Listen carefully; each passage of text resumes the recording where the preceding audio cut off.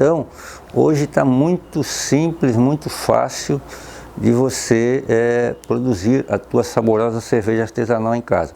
Lógico, né? Existem vários métodos no mercado e a gente tem que se informar bem, né? Justamente para que você adquira o método certo e o método mais simples, né?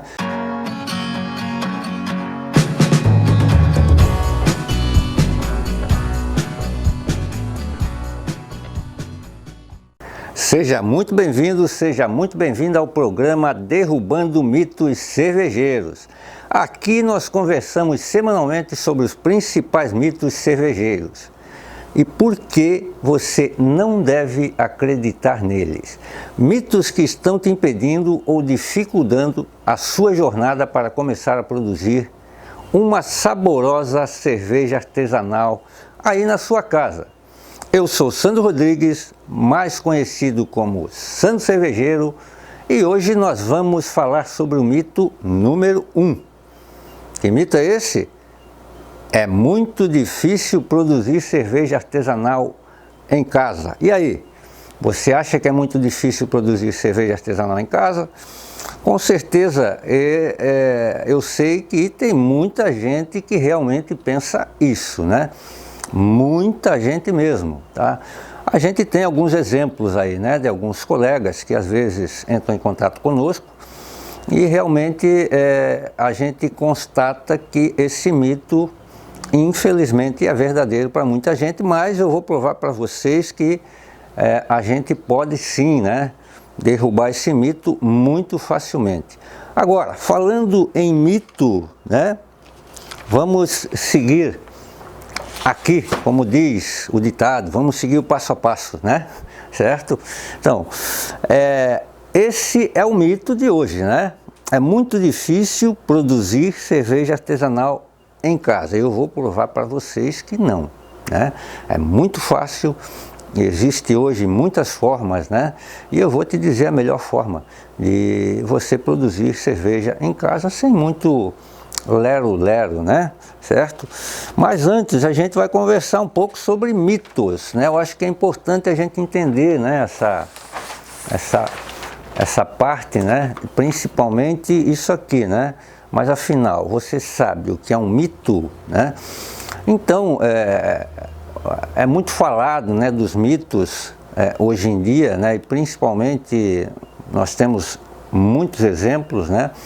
Eu acho que o exemplo mais comum são os mitos, a mitologia grega, né? Inclusive eu tenho até um livro aqui, ó, Dicionário da Mitologia. Isso quer dizer o quê? Que realmente essa questão dos mitos ela é muito forte, né, no decorrer da história, né, já há milênios, certo? Desde a época dos filósofos lá na Grécia, né? Digamos assim, eles construíam um mito justamente para justificar, né, fatos que ocorriam na realidade, né? E na nossa realidade hoje, né, quais são os mitos, certo? Vamos seguindo aqui em frente então, para a gente desvendar esse mistério, né?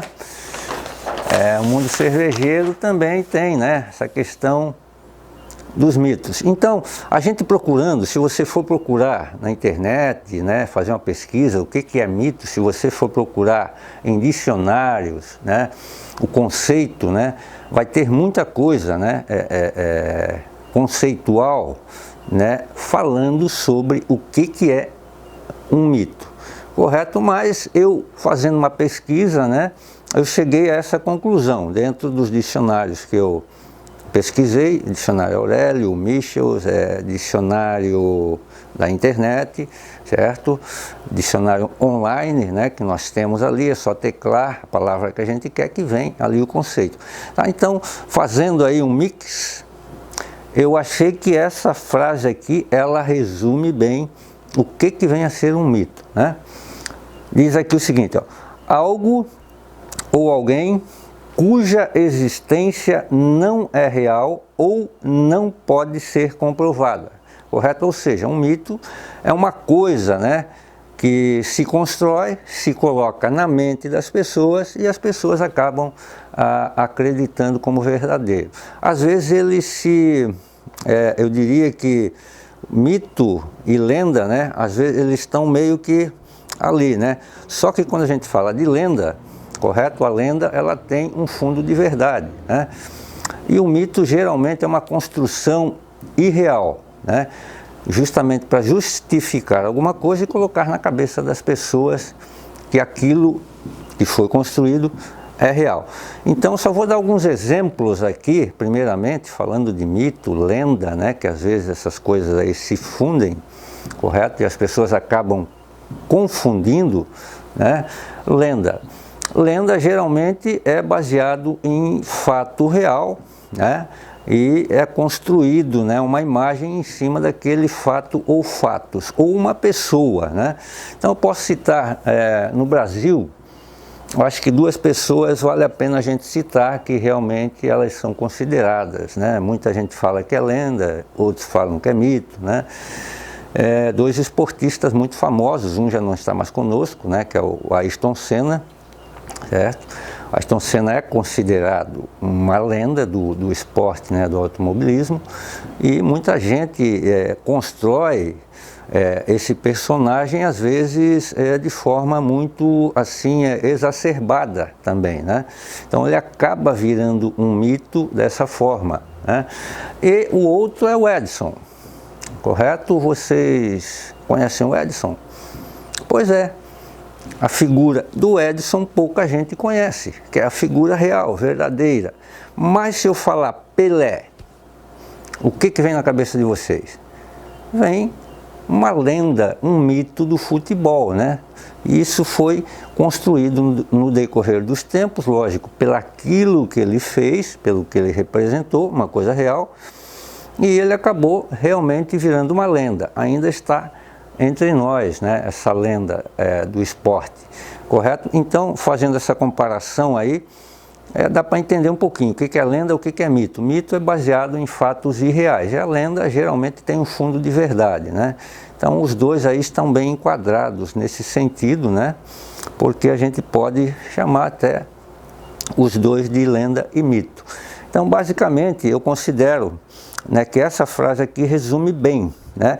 E no mundo cervejeiro, a gente está falando do mundo cervejeiro, né? Lógico, a gente tem que trazer os conceitos aí e explicar, né? Justamente para você que está assistindo aí, para você entender, né? Os mitos, né? E por que esse tal de difícil fazer cerveja em casa virou um mito, né? Isso a gente já vai discutir, né? Então, passando aqui, né? Como surge o mito? Certo? Então eu já dei algumas dicas, né, de como surge um mito, né? A mitologia grega está aí, certo? Então é muito difícil explicar, digamos assim, né, na realidade, né, a mitologia grega, porque são baseados em fatos de uma época, né, em que não se consegue comprovar, principalmente na época dos filósofos, né? Tudo aquilo que a mitologia grega ela representa realmente é um patrimônio muito bonito, né? A humanidade, mas baseados em fatos que se questionam, né? Bastante até hoje, né? E como surge um mito, né? Então eu vou dar um exemplo aqui bastante interessante, né? Certo? Quando a gente fala em mito, na minha cabeça sempre vem uma grande indústria que, graças a Deus, existe, né, que é a indústria cinematográfica, principalmente a hollywoodiana, certo? Califórnia, né, onde lá é o Vale do Silício, né? É o Vale da Cerveja também na Califórnia, né? É o lugar onde tem mais cervejarias no mundo, se você não sabe. E considerado o Vale do Silício e o Vale Cinematográfico também. Lá fica Hollywood, né? E lá que são elaborados, né, essas, como é que eu posso dizer, obra de arte, né? Porque tem muitos filmes aí que realmente são obras de arte.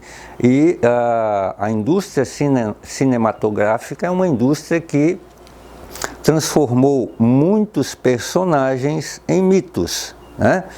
E um deles tem N, né? Se a gente for citar aqui, né? Eu gosto muito do Super-Homem, né? Faz parte da minha vida, né? Eu cresci vendo os filmes de Super-Homem e como esse mito ele fez tanto sucesso, ele está presente até hoje, né? Inclusive eles vão atualizando, certo? Os filmes de Hollywood em cima desse homem, né? Que foi criado, né? Pela indústria cinematográfica para justificar uma digamos assim, uma grandiosidade, né, que seria se um homem tivesse todos os superpoderes que o Super-Homem tem. Então, vamos citar alguns superpoderes, mas aí tu me pergunta aí, o que isso tem a ver com cerveja, né? Já vamos chegar lá no assunto, né? Só estou trazendo essa história porque realmente eu acho interessante, tá? E tem tudo a ver com esse mito, né? De que é difícil fazer cerveja em casa. O Super-Homem tem vários superpoderes e são 4, né? Que eu acho que são os mais importantes. Ele voa, né? Ele tem uma força extraordinária, né? Ele tem a visão de raio-x, tá vendo? Começou com raio-x, veio a tecnologia, evoluiu e hoje é visão de laser, né?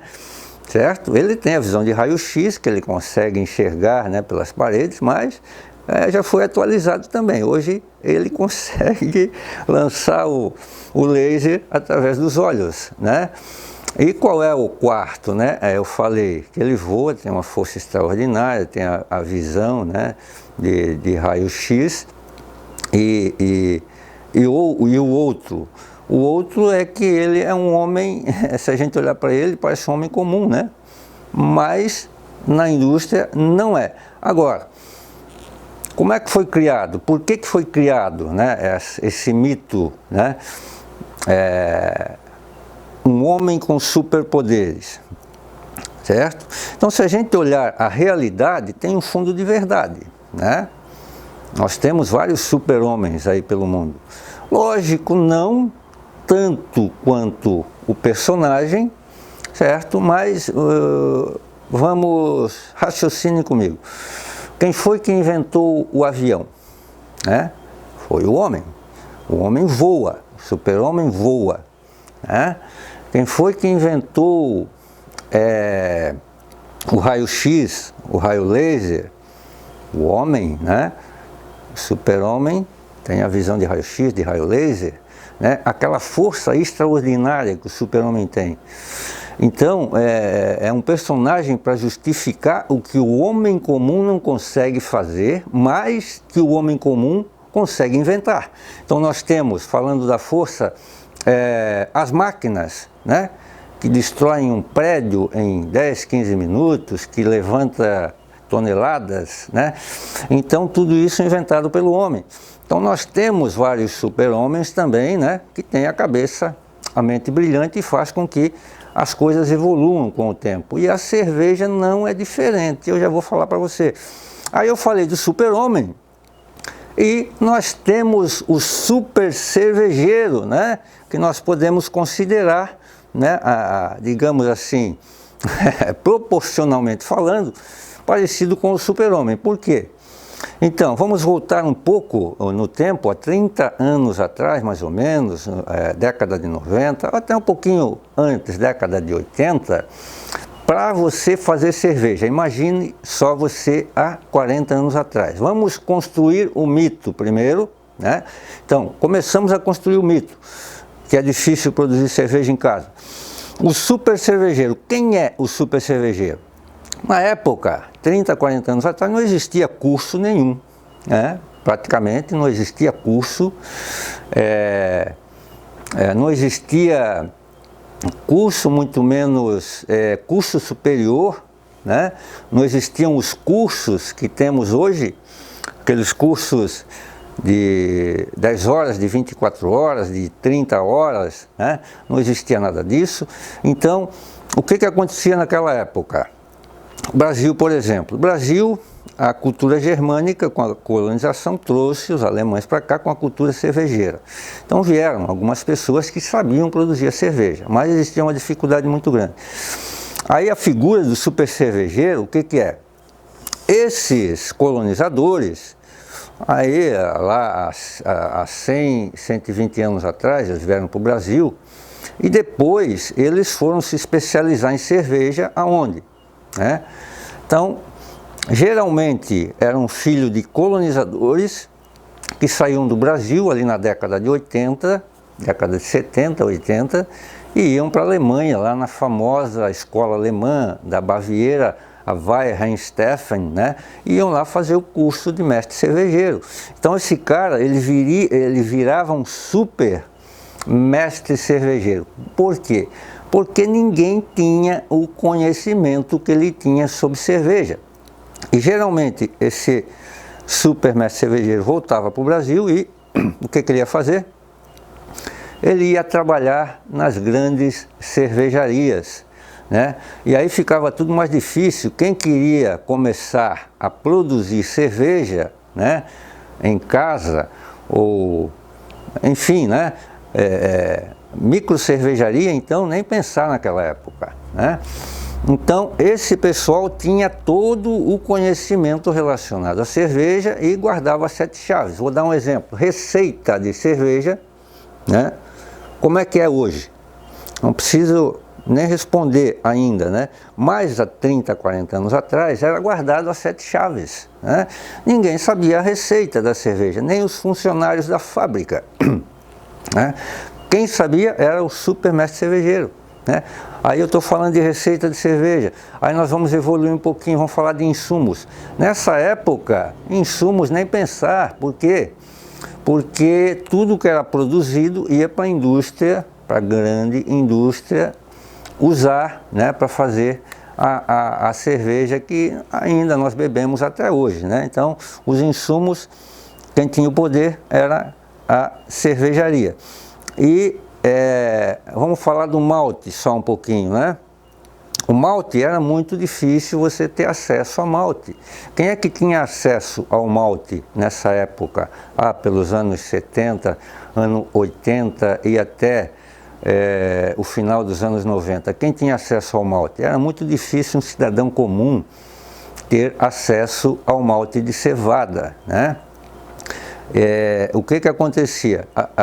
As grandes cervejarias geralmente compravam tudo e eles mesmos faziam a malteação, que é preparar um malte para fazer a cerveja, correto? Então essa malteação também ficava guardada 7 chaves, como se fazia, e pouca gente sabia, como o malte era processado. Mas com o tempo isso também foi, as indústrias, como começaram a ter custos maiores, eles acabaram terceirizando ou surgiram empresas de malteação, que passaram a fazer a malteação e vender para a indústria de cerveja. E aí o que aconteceu aí? Falando de malte, as malteadoras acabaram encontrando um filão que era o cervejeiro caseiro, o cervejeiro menor, que aos poucos foi tomando conta, certo? E foi se beneficiando, disso, correto? Mas isso aconteceu muito lentamente, certo? Na década de 80 e 90, como eu falei. Então era tudo muito difícil. A receita, o próprio insumo, a levedura também. Eu sei que muita gente fazia cerveja naquela época com fermento de pão, porque não tinha levedura específica, ou a levedura selvagem mesmo, deixava fermentar ao relento e fazia cerveja dessa forma, Então era muito difícil você ter acesso às coisas, Agora vamos falar de equipamentos aqui, ó. Aqui eu tenho uma panela aqui, certo? Então, naquela época, para você conseguir panela, e eu passei por isso também, década de 90, final da década de 90, eu tive muitos problemas para conseguir equipamento. Então, o que acontecia? Para você fazer 20 litros de cerveja, você precisa de uma panela de no mínimo 30 litros, né? Correto? Por causa do excesso, a evaporação, enfim, né? Aí, vai encontrar panela de 30 litros aonde? Né? Era muito difícil justamente porque a indústria, né, não fabricava. Aí não é só a panela. Aí você encontrava panela, mas eu preciso colocar uma torneira nessa panela, certo? Aí você ia atrás da torneira, aí você precisava de uma conexão para fechar e tal. Você tinha que ir atrás de uma conexão, que na época também não era fácil de encontrar do jeitinho que você queria, correto? Precisava fazer um furo na panela, tinha que ir no serralheiro, certo? Para você, então, você tinha que ir num lugar, no outro, ficava se batendo para lá e para cá para você conseguir ter os equipamentos que você precisava para fazer cerveja. Então realmente era muito difícil, e aí o mito se constrói assim, certo? E aí eu falei do super-homem, super cervejeiro, então era realmente um super cervejeiro, correto? Só que com o advento, passar dos anos, né, o advento da internet, tecnologias, né, o que acontece? Principalmente a internet, ela começa a trazer mais informações, certo? E aí fica muito mais fácil. A indústria também, né, começa a produzir mais para os cervejeiros caseiros, né, porque viram que tinha um filão bastante grande aí para pequenas cervejarias, micro cervejarias e cervejeiros caseiros também, né?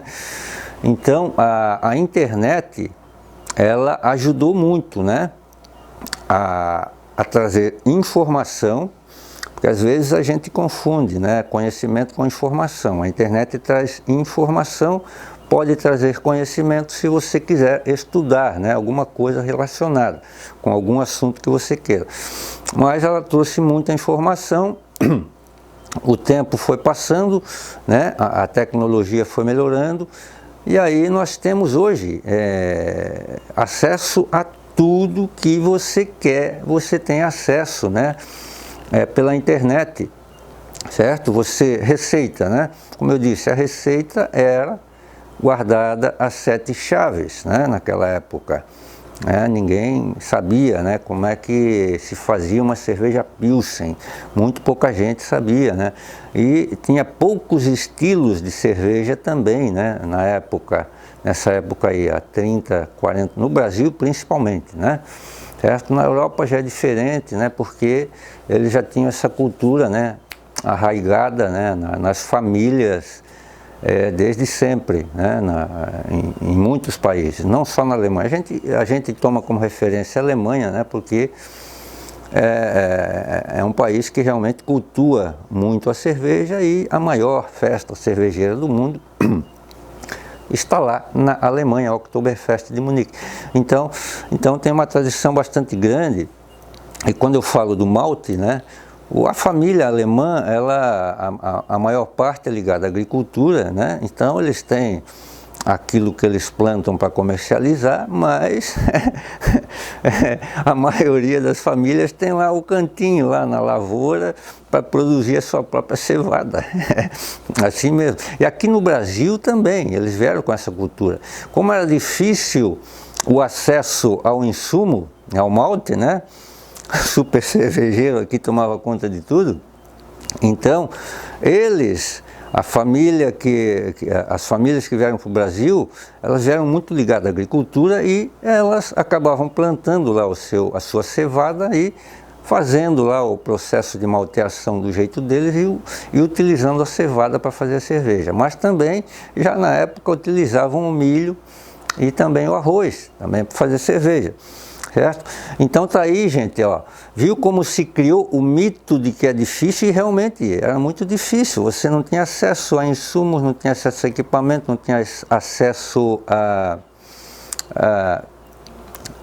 digamos, a tudo, né, que é relacionado à cerveja, você não tinha acesso. Aí realmente tem uma barreira muito grande, né? E em muitos casos essa barreira está até hoje, né? Justamente por causa da falta de informação. E nós estamos aqui justamente para trazer boa informação para você. Então tá aí, ó, estamos desmitificando, né, o mito que está por trás de que é difícil fazer cerveja em casa, tá? E agora eu vou falar para você, né? Aqui nós já falamos de como surgiu o mito, né, de que é difícil, muito difícil. Aqui a palavra já ficou mais pequena, né, porque eu já expliquei que hoje não é difícil fazer cerveja em casa. É muito fácil, você tem acesso a tudo que você quiser. Não precisa ter muito conhecimento. Equipamentos, o acesso está muito fácil. Eu mostrei a panela aqui, ó. Esta é uma panela justamente para quem está começando a fazer cerveja, para quem quer fazer pouca cerveja, né? Para quem não quer comprar um fogareiro, porque com uma panela dessa você usa no fogão da tua cozinha e faz 10 litros de cerveja fácil, né? Então hoje tu tem acesso a equipamento, tem acesso à receita. Então hoje em dia, meu Deus, é muito fácil. Nós mesmos temos nosso e-book que a gente disponibiliza lá. Tem 10 receitas de cervejas variadas lá, cervejas muito famosas mundialmente que a gente disponibiliza para vocês, né? Certo? Então esse mito a gente derrubou, certo? Está claro para vocês? Lógico, né? Então já mostrei por que esse mito não é verdadeiro, justamente porque nós temos acesso a tudo. Correto? Hoje nós temos acesso a tudo que você quiser para aprender a fazer a sua cerveja artesanal em casa. Então fica muito fácil de fazer. E aqui a pergunta é: qual a forma mais fácil, né, de produzir cerveja artesanal em casa? Certo? Qual a forma mais fácil? Então, hoje está muito simples, muito fácil de você produzir a tua saborosa cerveja artesanal em casa. Lógico, né? Existem vários métodos no mercado e a gente tem que se informar bem, né? Justamente para que você adquira o método certo e o método mais simples, né? E a minha orientação está aqui, ó. Até coloquei bem pequenininho aqui embaixo, método BIAB, né? Mas que treco de BIAB é esse, né? Muita gente ouve falar, mas como o pessoal não está familiarizado, né, com algumas linguagens, infelizmente às vezes se dá muito nome em inglês, né, as coisas, nada contra, né, porque muita coisa vem de lá, né? Só que às vezes o pessoal ouve muito, né, os nomes em inglês, a coisa bem inglesificada, e acaba se assustando, e isso acaba virando um mito também. Mas o que é o sistema BIAB? Significa Brew in a Bag, ou seja, resumindo, cerveja em saco. Cerveja em saco, mas que negócio é esse?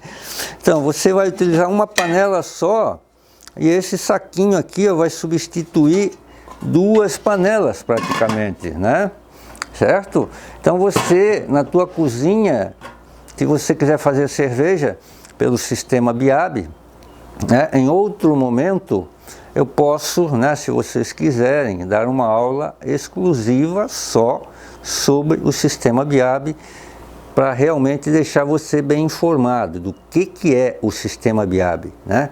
Mas eu já dei uma dica aqui. O sistema BIAB é um sistema mais compacto, né? É um sistema mais simples de você manejar.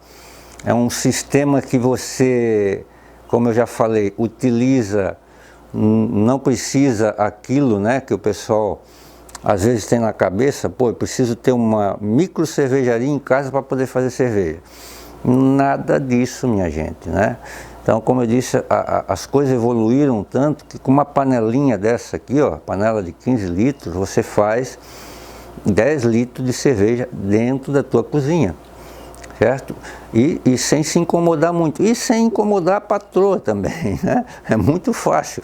Lógico que se você for usar a tua cozinha, tu tem que pedir permissão para a patroa, né?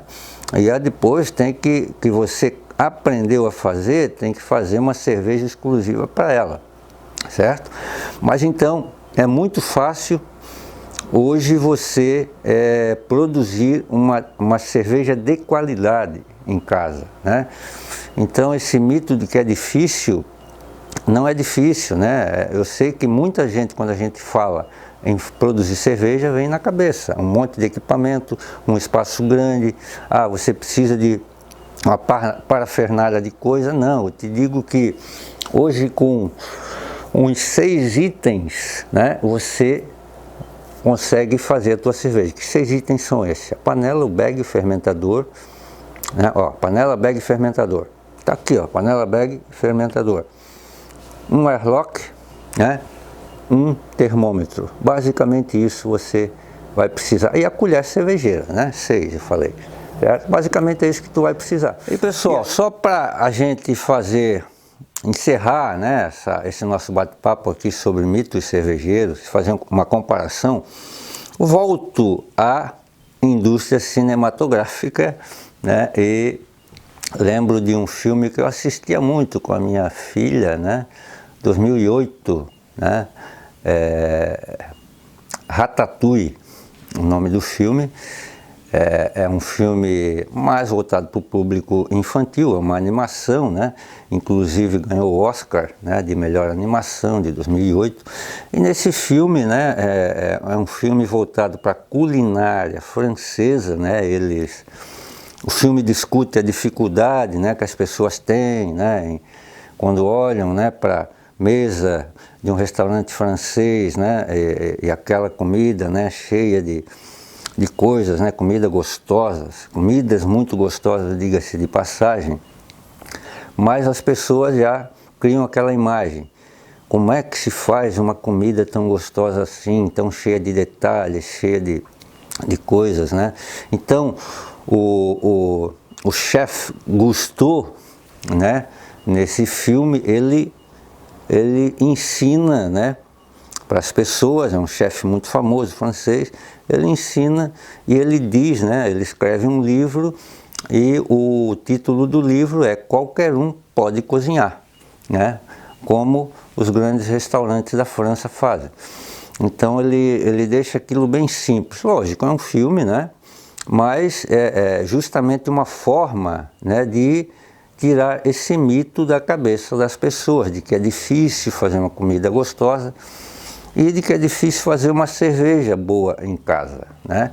Então, o filme deixa muito bem claro isso, né? Filme Ratatouille, não esqueçam aí, que é um filme bacana, né? Voltado para o público infantil, mas eu assisti bastante esse filme com a minha filha lá em 2008, né, que ele foi lançado, eu assisti bastante. Então, gente, produzir cerveja em casa hoje está muito simples, muito fácil, está muito tranquilo. Hoje nós temos tudo à disposição e o método, né, que eu falei, principalmente isso, a gente tem que definir um método, né? Conhecer um pouquinho sobre o assunto e definir um método, e aí está resolvido, certo? Então, derrubamos aí esse primeiro mito que realmente é o que assombra muito a cabeça de quem quer começar, assim como você. Então, não tenha, né, na sua mente esta dificuldade que realmente foi criada no decorrer dos anos, né? É assim que se cria um mito mesmo, né? Ele vai se construindo aos poucos até que vira uma coisa grande e as pessoas acabam olhando aquilo como verdadeiro, correto? Então, não é verdade que é difícil produzir cerveja artesanal em casa. É muito fácil, ok? E esse foi mais um episódio do programa Derrubando Mitos Cervejeiros. Se você gostou desse episódio ou se tiver alguma dúvida sobre o que conversamos, deixa o seu comentário que eu vou responder. A gente se vê no próximo episódio.